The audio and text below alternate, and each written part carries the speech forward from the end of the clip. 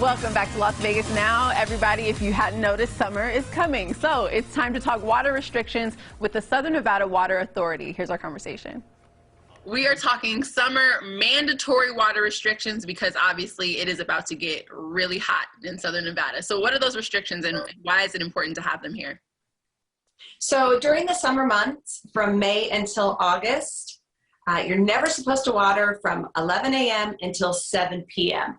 These are the mandatory watering restrictions put in place. And it really is because that's the hottest time of the day, right, where evaporation occurs. So don't water from 11 a.m. to 7 p.m. And as a reminder, never water on Sunday. That's just the rule of thumb throughout the year. And you're really doing this, number one, to save water, but also because you don't want to get a water waste fine. We're really ramping up on water waste investigations, and they can be pretty expensive. They started at $80 and double thereafter. So, and one of the other things to think about during the summer too is you're allowed to water up to 6 days a week, but that doesn't mean that you have to. Right now, I'm only watering 3 days a week. How can we save money and save water at the same time? What are some ways that we can do that? So some of the ways you can save money is by, number one, complying with the seasonal mandatory watering restrictions. So 4 times a year, that's all you have to do is change your watering clock 4 times a year, and that coincides with the seasons.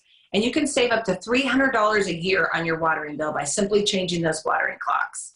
Another thing that you can do is get rid of that useless grass. So if you've got grass in your front yard or on the side of your house and you're not using it, get rid of it. And we'll pay you $3 per square foot, but you got to put in some water smart landscaping. And sometimes people think water smart landscaping is just cactus and rock, but it really isn't. There's some beautiful, vibrant water smart landscapes out there. You can head down to the Springs Preserve Gardens to get some ideas and inspiration. And by doing so, you're going to save yourself some money on your watering bill. You're going to save some time from mowing that lawn and fixing the landscape up. And then most importantly, you're going to save water. And lastly here, just give us some tips on how to water.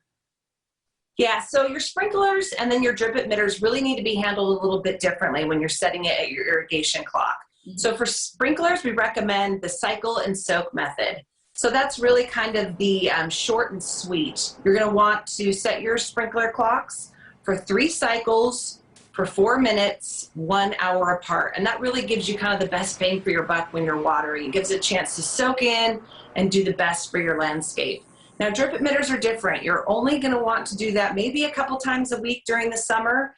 And this is the longer flow. And the time frame really depends on if you have a low flow or high flow emitter. So it can be anywhere from 20 minutes to 90 minutes. If you're still not sure what to do, go to our website, snwa.com. We've got lots of great information, how-to videos, and lots of really great tips on how you can be water smart. All right, you can get more information at snwa.com.